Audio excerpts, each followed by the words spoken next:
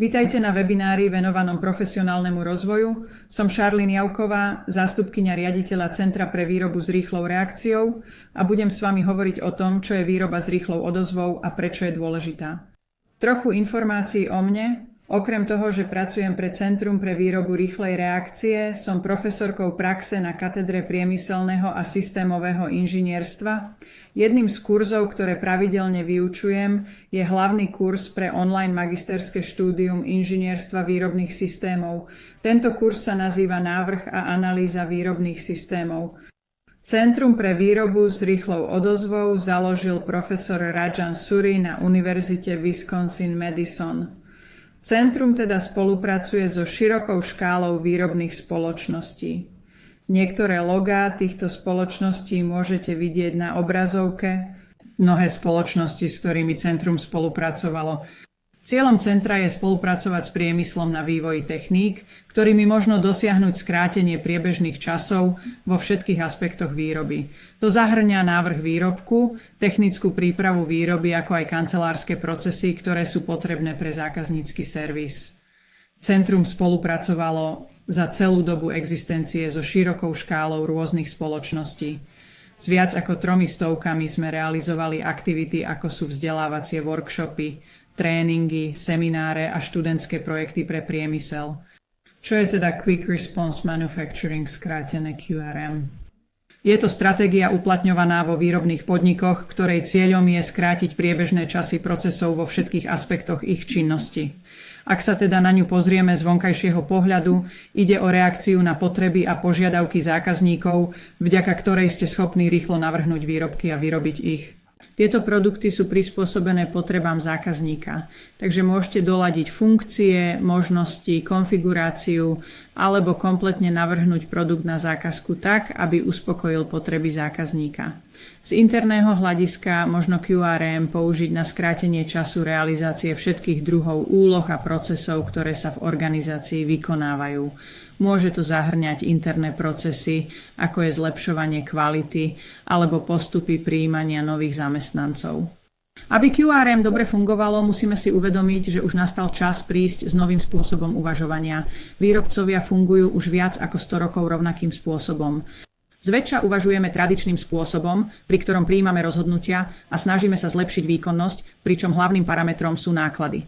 A tak na to, aby QRM úspešne fungovalo, musíme zmeniť spôsob uvažovania a rozhodovania. Spravidla sa jedná o zmenu myslenia z fungovania na základe nákladov na fungovanie na základe času. Vo výrobe. Namiesto tradičného spôsobu myslenia založeného na nákladoch ho musíme zmeniť na spôsob myslenia založeného na čase, v ktorom používame čas ako hlavnú metriku a rozhodujeme sa na základe toho, či to skráti priebežný čas procesu alebo nie. Čo je to myslenie založené na nákladoch alebo na čase? Pozrime sa na priebeh zákazky v typickej výrobnej spoločnosti. Úloha prichádza na obchodné oddelenie a kým sa uvoľní do výroby, spracúva sa v office. Na obrázku, ktorý vidíte, sú zobrazené biele a šedé miesta. V QRM označujeme biele miesto ako čas čakania, až kým sa na úlohe skutočne začne pracovať. A tak pri zadávaní zákaziek trvá 5 dní, kým sa úloha dostane ku spracovaniu, ale len 3 hodiny z toho sa na úlohe pracuje skutočne. Takže šedá zóna je produktívny čas. Produktívny čas znamená, že sa s výrobkom niečo stane. V tradičnom svete založenom na nákladoch sme sa zameriavali na šedú zónu, takže ak sa vrátite na začiatok 19. storočia, keď sa prvýkrát objavilo priemyselné inžinierstvo, dôraz sa kládol na hľadanie jedného najlepšieho spôsobu, ako vykonať prácu. Vtedy sme sa snažili zvýšiť produktivitu a bielým zónam sa zväčša nevenovala žiadna pozornosť.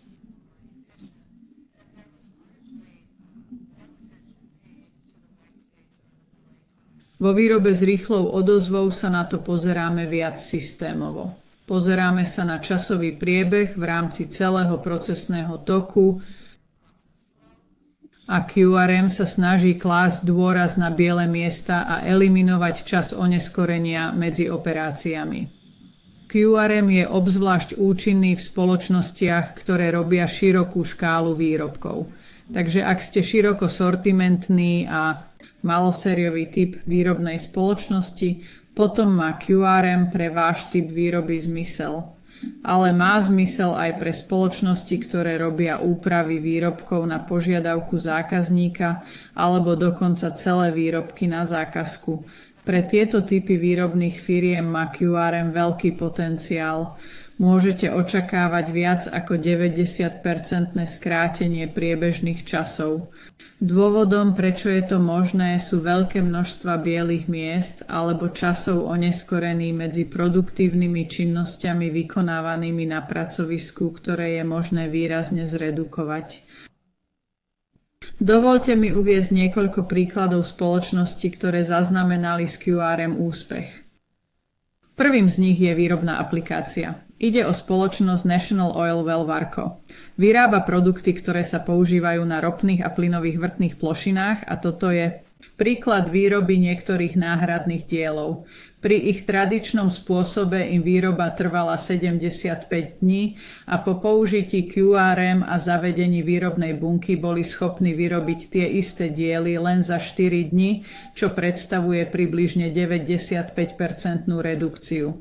Zamerali sa na čas a pracovali na skrátení tohto času výroby, ale potom, čo sa pozreli na náklady na výrobok, zistili, že tie isté diely teraz dokázali vyrobiť s nákladmi, ktoré boli o viac ako 30% nižšie ako predtým. Takže myslenie založené na čase im umožnilo znížiť aj náklady na produkt. Druhý príklad pochádza od spoločnosti TCI v Milwaukee, Wisconsin. Táto spoločnosť vyrába výrobky pre elektrotechnický priemysel a QRM uplatňovala v širšom rozsahu ako vo výrobe, tak aj v administratíve. Tento konkrétny príklad pochádza z kancelárskej oblasti pre skupinu výrobkov označovanú ako Rada reaktorov KLR. Sa im podarilo skrátiť čas, ktorý zákazka strávila v kancelárii, z viac ako týždňa na menej ako jeden deň. Vidíte teda, že možnosti na skrátenie času zákaziek vo výrobe a v administratíve sú obrovské. Prečo je však čas technicko-administratívnej prípravy taký dôležitý? Prečo má taký význam pre fungovanie a výkonnosť spoločnosti? Na seminároch QRM obyčajne požiadame účastníkov, aby nám pomohli pochopiť, aké druhy plytvania v ich organizácii existujú, ktoré z nich by sa dali odstrániť, ak by sa im podarilo skrátiť priebežný čas.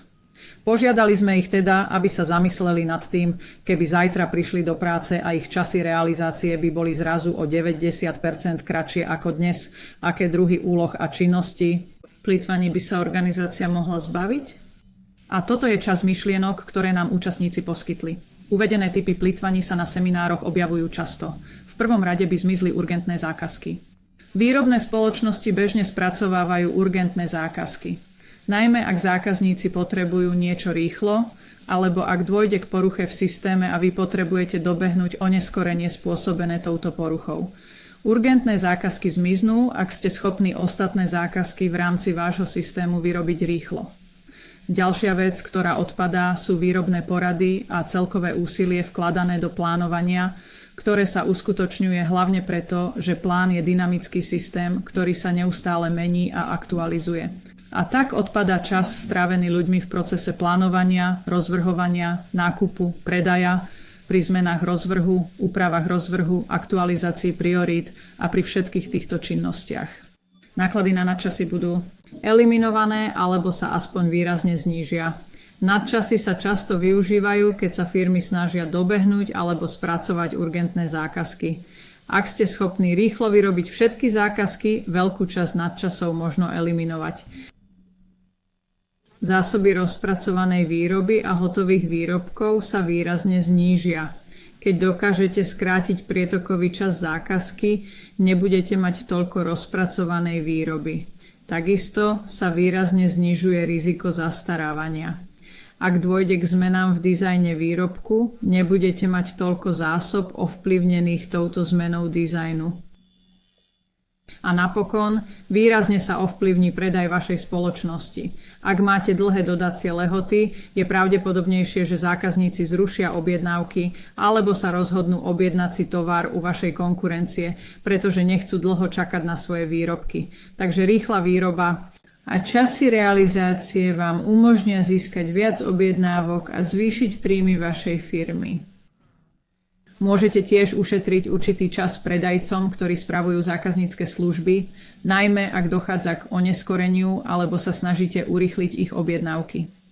A v konečnom dôsledku sa pri zavedení pravidiel QRM systém oveľa ľahšie spravuje. K čomu to všetko teda vedie, je zníženie režijných nákladov. Väčšinu týchto činností realizujú ľudia, ktorí patria práve do kategórie režijných nákladov. A tak sa režijné náklady znížia približne od 20 do 30 %. Získate vyššiu produktivitu vďaka tomu, že ľudia budú môcť pracovať na realizácii úloh, namiesto toho, aby zákazky prerábali, plánovali, menili priority a blokovali výrobné úlohy, aby mohli byť zrealizované urgentné príkazy. A v konečnom dôsledku budete mať lepší predaj, pretože sa vám darí získať viac objednávok, ako by ste získali tradičným spôsobom. Takže aspekty obchodnej výkonnosti QRM sú pôsobivé. Aby sme QRM lepšie pochopili, rozdelíme ho na 4 kľúčové princípy alebo zložky. A to silu času, organizačnú štruktúru, dynamiku systému a celopodnikovú stratégiu. Tieto 4 si popíšeme trochu ďalej. A aby sme pochopili, prečo má čas taký silný vplyv na výsledky podniku, pozrime sa najprv na to, ako sa často narába s réžiou vo výrobných podnikoch.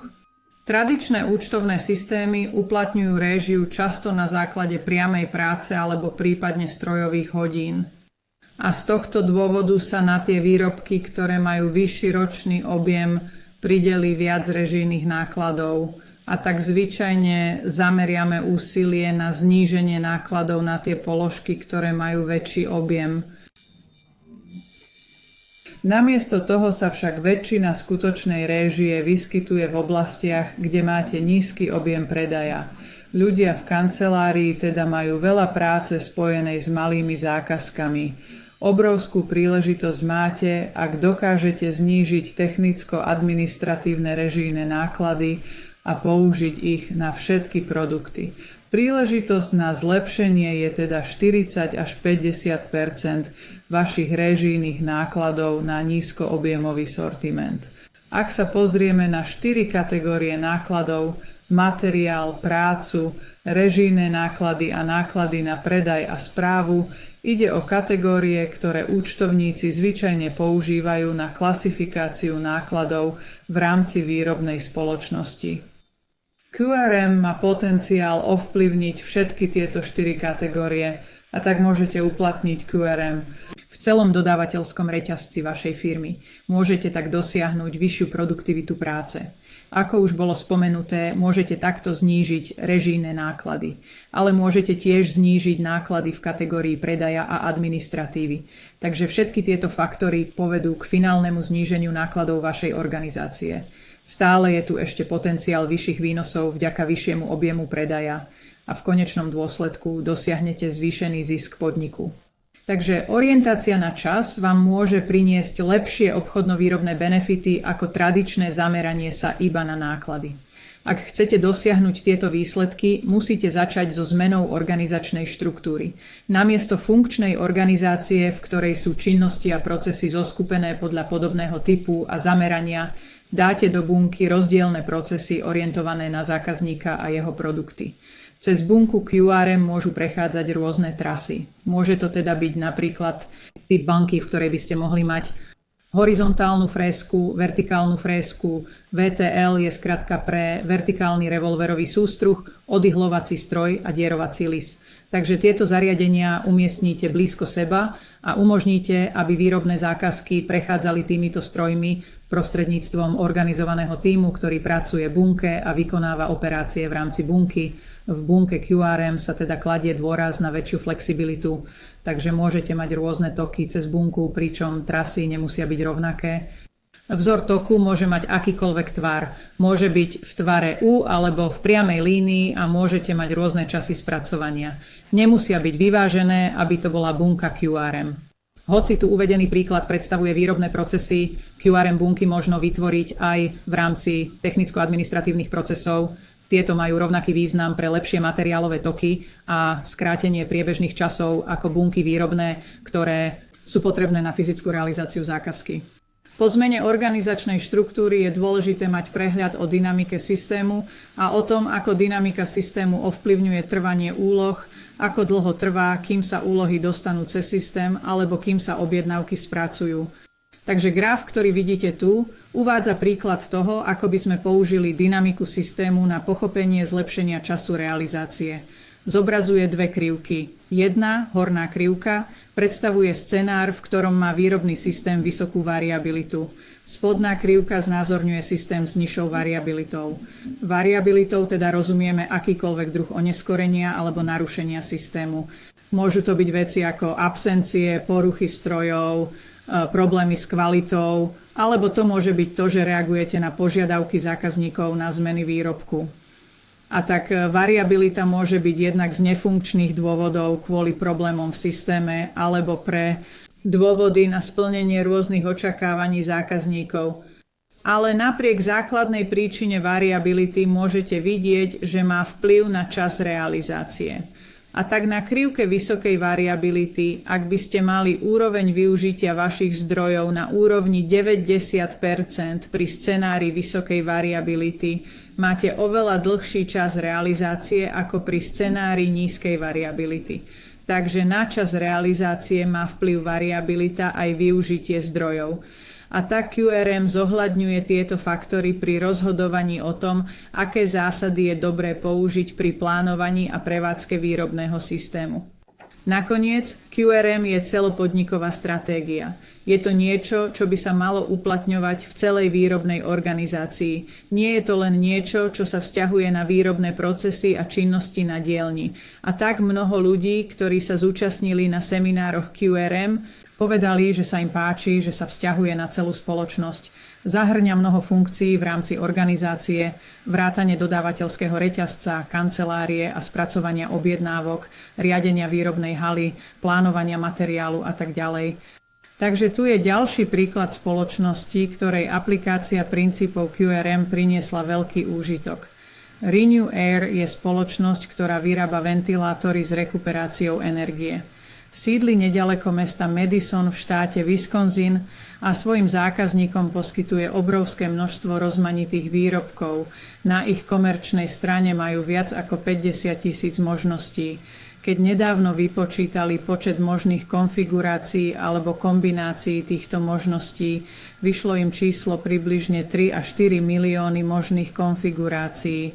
A tak sú hrdí na to, že poskytujú veľa možností a sú schopní dodávať a rýchlo reagovať na požiadavky zákazníkov. Takže keď začali implementovať QRM, aplikovali ho vo všetkých procesoch a toto je zhrnutie niektorých výsledkov, ktoré dosiahli počas prvých 5 rokov.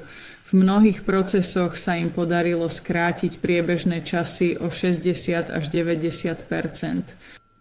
Ich tržby sa zvýšili o 214%, ich podiel na trhu vzrástol o 130% a počas tohto obdobia zvýšili počet zamestnancov len o 88%.